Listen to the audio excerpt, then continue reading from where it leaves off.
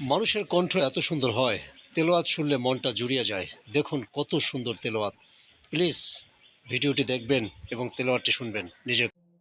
বিসমিল্লাহির রহমানির রহিম।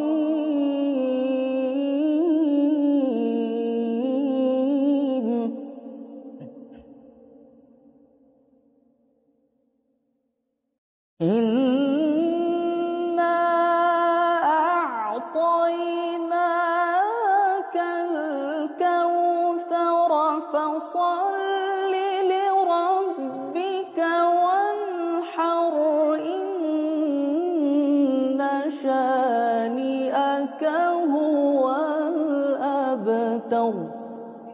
মহান আল্লাহর কাছে একটাই চাওয়া, এরকম সুন্দর কণ্ঠ যদি আমার হতো কতই না ভালো লাগতো। আল্লাহ তুমি রহমতের মালিক, রহমত দান।